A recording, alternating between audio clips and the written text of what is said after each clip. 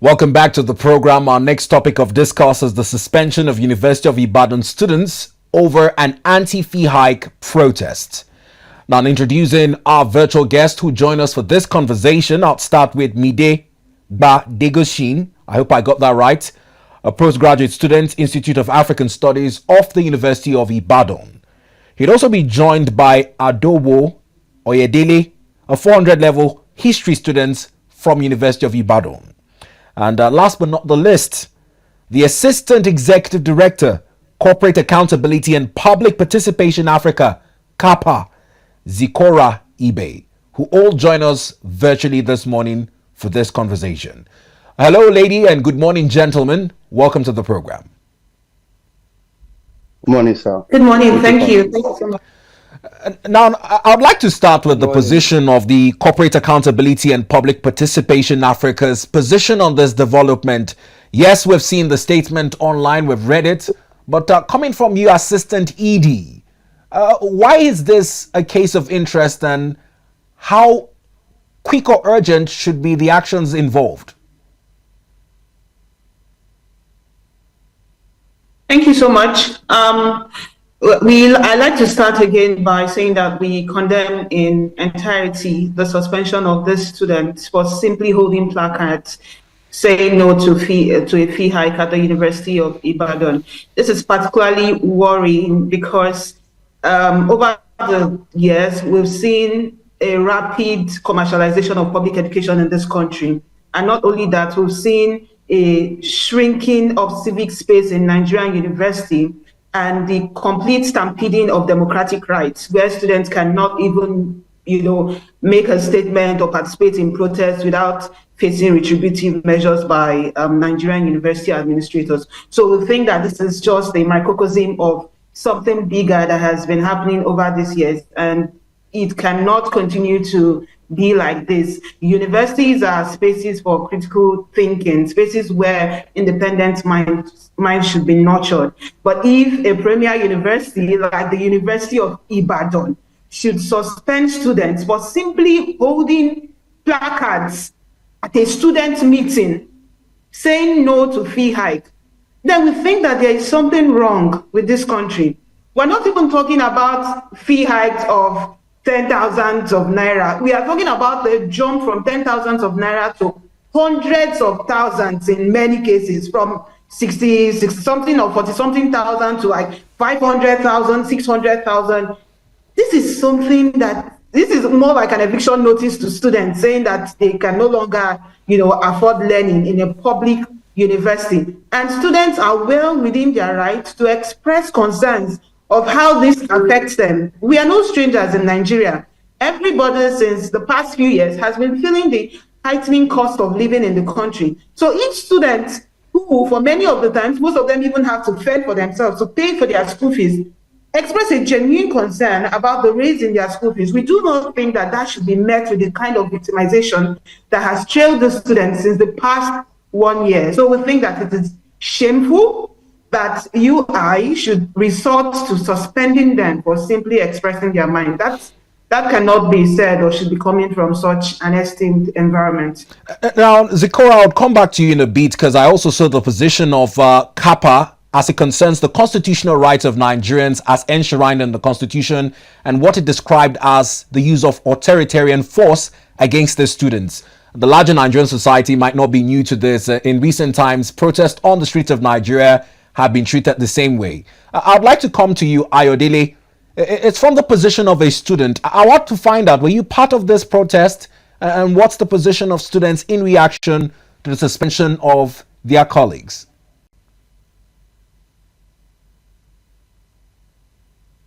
Hello? Ayodele, did you get the question? No, please come again. My question was, your position as a student, were you part of the protest? And if not, what's your reaction? Do you represent a student union government group? All right. Thank you very much for having me. I'm a student of the University of Ibadan. I'm a 400 level student studying history. I am a member of the University of Ibadan Student Union. And just like every other student on campus, what constitutes the student union is each person's or each student's membership, and each student membership is in itself situated in the fact that we have rights, and just like Comrade Zikora said, we have rights to exercise certain rights as guaranteed by the Nigerian Constitution. Yeah, so that is that. I am a student activist humbly. So the Monday, May 13 incident was initiated or was embarked upon to express our concern regarding the imminent fee increments. Moments, and I mean months, or say semesters before the Monday, May 13 action, the university management had introduced some neoliberal policies. I mean, university introduced some fees that were unexplainable and at the same time duplicated. Can you give us a few examples of such fees, Ayodele, please? Give us a few examples. All right. The university was asking some students in the sciences, in the engineering courses, to pay a laboratory fee. And this particular kind of separate fee already existed in what we pay as bundled fee. I mean, if you check the breakdown of the bundled fee, you would see these fees there. I mean, laboratory fee, studio levy, technology levy, and these were fees that were added to the burden that students were going through. And so, with such, pre-existing and imminent school fees increment would displace many students, and such eventually happened. It happened eventually. I mean, it was a news from the University of Ibadan, widely reported across the country, wherein female students were selling their body organs. I mean, it was widely reported, across the major newspaper. Among many untold consequences of this experience, some persons who had to drop out, some persons who successfully gained admission to the University of Ibadan, but who could not come in, resulting from the fact that they could not afford whatever the school fees at the University of Ibadan is, and could not at the same time take the risk of taking a loan, because they know they might not and wouldn't be able to pay the loans if they had to go that route. Now, Mr. Ayodele, let's also put some figures to it so that our viewers can also better follow the conversation. So prior to this increment, can you give us a figure, say this was the bundled fee for some of those students, and after this increment, this is what it rose to, so that we can see the percentage increase?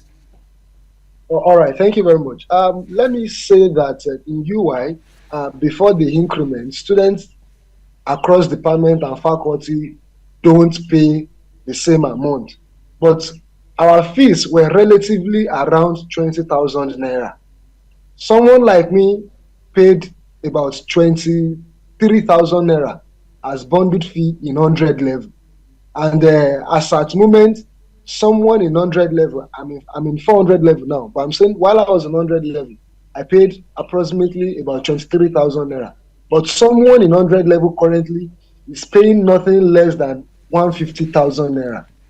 And that is for somebody in history department. For courses in engineering and sciences, they are paying nothing less than 200,000 naira, from a point where they used to pay something revolving around 20,000 naira in a federal institution like this. And so there is, what we pay is not exactly the same, but it has witnessed an outrageous increment, an increment that is beyond the reach of the common persons who came to the University of Ibadan, people or students who attend federal institutions just because they cannot afford what they pay in private institutions. And so that seems to be the reality, the stark reality of the student community. And thank you for pointing that out, Ayodele, so that we carry viewers along bit by bit. I know you have a lot to say as regards this incident. Now we've understood the backgrounds for the increments. Bring us to the activities on the said day in May when the protest happened. Was it a peaceful procession, much like Comrade Zikora said, students just carrying placard, or did the university have issues with the manner in which the public procession was conducted? Were there any issues of vandalism of university property? What sparked this decision to then suspend those involved in the protest? Thank you very much. I should say that the incident that led to my suspension and that of my colleague on the show is traced back to the protest of Monday, May 13, where our students' union leadership was to be inaugurated. I mean, it was an occasion where a new leadership was to come in. And I mean, the leadership before then was the leadership under whose watch the duplicated fees I mentioned earlier had occurred. And so at the event, myself and colleagues stepped out of our chairs. We held a cardboard, what we can commonly still call a placard, a cardboard, with the inscription, "Fee must fall." We said nothing. I mean, no vocal pronouncement came out of our mouth. We only said, "Fee must fall." And that occurred at the moment when the new student union president was to be inaugurated. And it all lasted at that very, for that very minute. At the tail end of the president's inaugural speech or inauguration speech, the University of Ibadan security operatives came into the hall, dragged me and my colleagues out of the venue. And after that, we were physically assaulted. I was particularly beaten, and beaten severally before the campus security service unit of the University of Ibadan handed me and my colleagues over to operatives of the Nigerian Army, which was also widely reported. The army and not the police. They handed you directly over to the army. To the army, precisely the army. It was widely reported by major newspaper. Thank you, Ayodele, for that point. And let me come to your colleague, a postgraduate student, unlike Ayodele, an undergraduate student, a 400 level student. Mr. Mide, I don't know if I'm right. Yes, Mide, right? Yeah, Mide Gbadegesin. Okay, you're also part of the student union government, but as a postgraduate student. Now, just to corroborate part of the narratives that Mr. Ayodele has given us, tell us your own experience on the said day, the 13th day of May, when that peaceful assembly, like Mr. Ayodele has said it was, occurred. Yeah, so we actually had the same experience. Went out in protest of the imminent fee hike in tuition fee, and we did that knowing that a new student union was being inaugurated. Our action was a symbolic action, trying to charge the newly elected representative to take up student struggle, drawing from the history that previous administration have been very, very lackadaisical towards student concerns. We've had about 2 or 3 administrations who have been very, very, very passive in trying to mediate between student concern and the administration. So we thought that event to be a very, auspicious event to charge the newly executive to take up the imminent fee hike. And my experience was not necessarily different from Ayodele. Like I said, we went to the event, and we raised what we raised was just a placard with description "Fee must fall." And like he said, we didn't chant. There was no chant. There was nothing disruptive in any sense, and we were forcefully escorted from the hall. Afterwards, we were assaulted. I remember that it was more like an organized mob. We had a lot of security on us, beating us, charging us with different kind of, verbal intimidation and all of that. Did you sustain any injuries, Mr. Mide? Well, I did not particularly sustain any physical injury. I did not, but that does not make the action justifiable. I'm not trying to justify it. I'm trying to also keep our viewers up to speed with these developments from your different experiences. Whilst you were both assaulted together, as you say, your experiences might differ in some certain details, and that's what I'm trying to get to. Now, he had also told us the experience of undergraduate students in terms of the astronomical fee hike. Tell us the experience of postgraduate students as well. Has this fee hike also affected the postgraduate students? Yeah, so for postgraduate students, we also have had a subtle increase in tuition fee.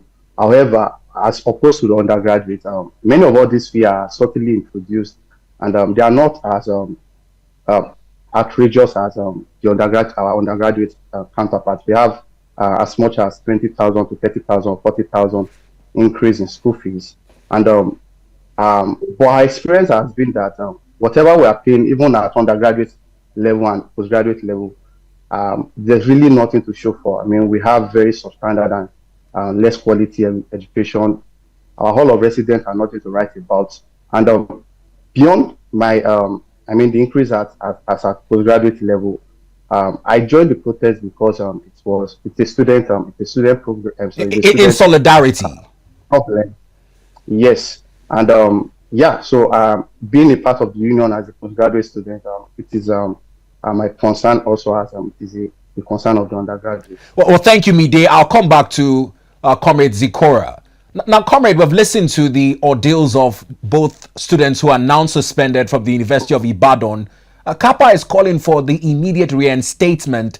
My question is, these incidences that have occurred, they somewhat fall as human rights infringements.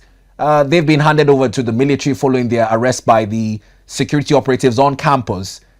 Is there a case for them to receive some form of social justice beyond their immediate reinstatement, as is captured in your call?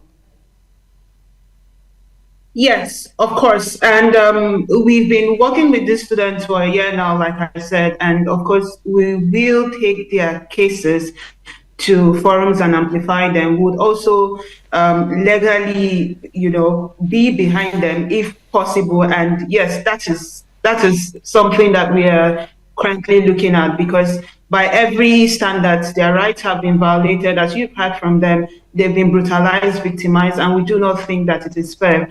And I just want to make 2 points.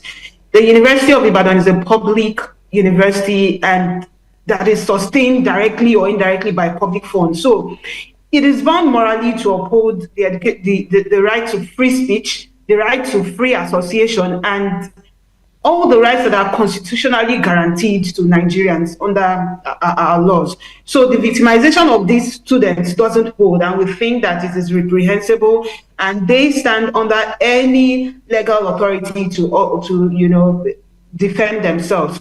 I also want to point out another thing. I want to point out how ironical it is that the university administrators at the University of Ibadan, who are also part of the academic staff Union of Universities, ASU, seem to not understand the gravity of what they've done. And one would naturally expect them to, understand these things, given how they lock horns frequently with the Nigerian government in order to, improve deplorable working conditions and the environment of the school. I recall that last administration, for one of those strikes they went to, the government effected a no work, no pay, and it was condemned by everybody and said that was illegal, that was indiscriminate, and that was arbitrary. So why should the University of Ibadan, and in extension, universities across Nigeria, continue to operate in an undemocratic manner that is unbecoming and is, anti-ethical? So yes, we are going to stand behind them. We are going to do everything possible, legally, everything legitimate, to make sure that their case is heard and that their rights are restored and they have access to public education, which is a guarantee of our Nigerian constitution. Now, Comrade Zikora, I'd like to ask a question slightly in away from our main conversation, but in terms of the history of University of Ibadan, Nigeria's Nobel laureate, Professor Wole Soyinka, was also former alumnus of University of Ibadan, and one who many Nigerian students remember for his activism while an undergraduate. Is it as though the university has changed its stance following the Professor Wole Soyinka days, and now University of Ibadan seems not to accommodate such activism? Well, what I'm going to tell you is that the behavior or character of the University of Ibadan, as well as other tertiary institutions across the country in recent times, is just a reflection of the larger society. What we've seen in recent times is a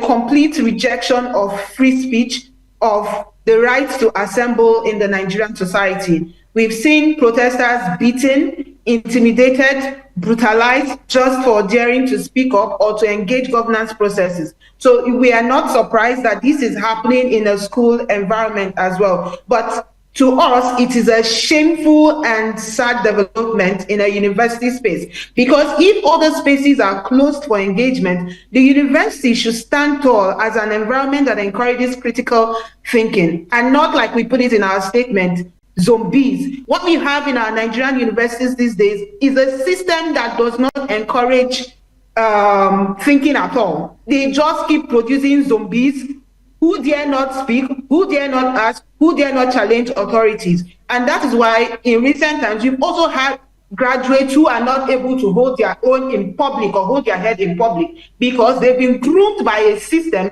that has broken all compliance in them, that has trained them to be compliant bodies and just labor machines. Just work without speaking. You don't need to air your opinion. You say that this is shameful, and Nigerian universities must return back to their days of legacy when they were known to, like you said, churn out students like Professor Wole Soyinka, who has, given this country global glory, individual glory too for himself, for his independent and critical thinking as a person. So we do not need more students who cannot hold their heads in public. We need a space that encourages students to be. Yes. I'll come back to you, Comrade Zikora, on the progress so far and if there are any hopes in sight of their reinstatement or some form of social justice following 1 year of working with these students. But let me come back to Comrade Ayodele, the undergraduate 400 level student of history. Comrade Ayodele, my question now is on the state of the university. The University of Ibadan had gone viral in recent times for a lack of electricity supply, even to the college hospital, UCH. I don't know if this is a situation that has been resolved. What is the state of infrastructure across campus and social amenities? Comrade Ayodele, are you with me? All right. Yes. Yes. Can you also hear me? Yes, please. Carry on. Can you hear me? Loud and clear. Carry on. All right. All right. I think in the very first place, the ongoing TV session is a case study. I've had to change location just because the electricity was taken off just now, and I think that is a sufficient evidence of the fact that what we do on this campus is far from quality education. A university like this was established in 1948. And just like our president respectfully says, our university cannot generate electricity from a roasted corn, at least. And it is evident of the fact that there are anomalies, on this campus. And I tell you for a fact that the anomalies are in abundance. And just because we have not had, a moment where just because we do not have much undercover reporting, it may look as though some of the things I'm saying does not appear true, but they are the truth. To start with, last year students protested against electricity rationing on campus, and as I speak, electricity is still rationed on campus. Even in UCH, which is where we have our medical students, if you recall, there was an issue where the Minister of Power had to come to intervene. The situation has not been better ever since. Electricity fallout is a persistent trend on campus. To even state the fact, there's hardly a week on this campus that that student leaders do not roll out broadcasts to apologize to students that we are sorry there will not be light in your house until tomorrow. This part of the university is having this problem, and we are sorry there is no light. It has not been supplied from the Ibadan electricity distribution company, among other things. Apart from that, our halls of residence look like anything you would see in Kirikiri, major or maximum or minimum prison. And I'm not painting the university bad. That is exactly how it is. You can pay a visit to our toilet. You can pay a visit to our rooms. Students are living in 6 in a rooms that should be occupied by just 2 persons. If you want to fact check what I'm saying, just type University of Ibadan and type bed bugs. You will see a lot of feeds. Our students are decrying our bed bugs are equally just oppressing them just because we have a lot of abnormalities. I'm a student of history department, and here am I saying it on TV that just in this semester, I am in my own department, in my own very department, we finished 13 topics, 13 historical topics in 2 classes. And I'm saying that we have a problem where even the staff of the university are understaffed. We have shortage of staff, which is why some lectures don't even start in UI, not until the 7th, until the 8th week. And so we have situations wherein even in our laboratories, engineering and science students in the laboratories are taught to imagine holding some equipment. I mean, it has gone so bad that students will be in the laboratory, but they will be taught to imagine that, imagine holding an equipment in a laboratory where this equipment should be visible. All right, Mr. Ayodele. Several issues. All right, I can understand that the issues are enormous, some of them available to be fact-checked, like you've prompted some of our viewers to do. I, for one, have a rich history with the University of Ibadan, visited there a couple of times. I have 3 family members who also graduated from the university in that stead. It's quite worrying that such a premier university has been talked about in such lights, away from the quality of the graduates being churned out from that university. Now, I'll talk to someone who is now a postgraduate student in the University of Ibadan, who also got suspended alongside Mr. Ayodele. I'm back to Mr. Mide this time. Mr. Mide, did you also do your first degree with the University of Ibadan, or you're just doing postgraduate there? And this experience, as narrated by Mr. Ayodele, do you back it as being factual? Yes. I backed my BA at English, University of Ibadan. And I can tell you expressly that my days as an undergraduate student are now referred as the glory era. I mean, the golden era. I mean, what we considered as unimaginable in that day, I mean, as the undergraduate student, is what the present day undergraduates are looking at a glory era, a golden era, trying to, they are looking forward to those days. I mean, they are looking back at those days. And the case, I mean, the experiences of students in the University of Ibadan has gotten worse and worse. I mean, we have issues of bedbug and all of that. And I would want to also just quickly do a quick decode to the idea of freedom of speech. I mean, in our days, we could write on the, I mean, not even as a press member, I mean, as a student, you can post on Facebook, decrying a lot of things. But in the campus now, I mean, a lot of things are being criminalized. We had a case when we had one of the cases during our disciplinary cases where 2 ladies were invited just because one lady posted on her X account decrying the situation of things in her world, and her other roommate with whom she gossiped the issue was also invited to be questioned. So it's as bad as I mean, the university is even beginning to criminalize roommate gossip, and I mean, things are getting bad and things are not getting better in the campus right now. And now my last question to you before we move on, because time is almost fast spent, is at the hope of completing your postgraduate studies. Yes, do you have confidence that with works on ground by CAPPA and other concerned individuals that you would be allowed to complete your course of program with the University of Ibadan?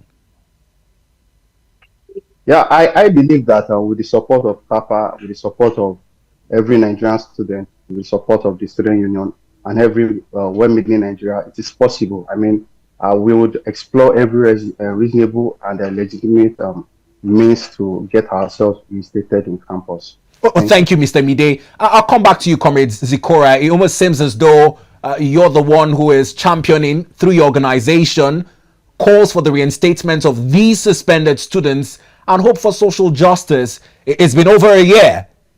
Are the signs looking positive? What's the hope that they will be reinstated soon and some form of social justice delivered in their case? Just to say here that this is not the fight of CAPPA alone. This should be the fight of every well-meaning Nigerian. The National Association of Nigerian Students the UI alumni, the labor unions across the country, in fact, government officers and, people of good conscience.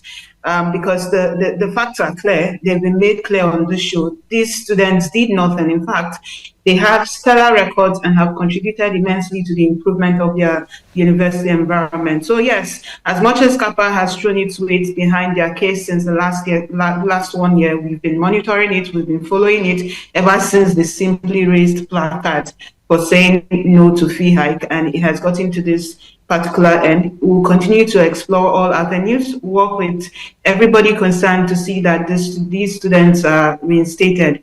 One thing I want to also bring to public space is the fact that there is the criminalization of free speech. I know we've said that over and over again, but it is a worrying trend that before students are admitted into Nigerian universities these days, they are forced to sign an undertaking not to speak freely, not to ever or disclose anything ongoing. Anything, I believe we'll throw more spotlight on this in the coming days. But I must thank all of you on this conversation, Comrade Zikora, Comrade Mide, Comrade Ayodele, for taking our time to discuss with ADBN Television. Time, I'm afraid, is not our friends. Would have loved to expand this conversation beyond half an hour, but would revisit it in the coming days. For balanced reporting's sake, would also reach out to the university management of the University of Ibadan to get their own side of the story so that we have a balanced report and follow up with NANS on their position on this issue, much like labor unions, as rightly pointed out by Comrade Zikora. But gentlemen and lady, thank you for lending your thoughts and opinions on this matter. We appreciate you. Thank you so much. Thank you very much. You're welcome. Have a nice day. Bye.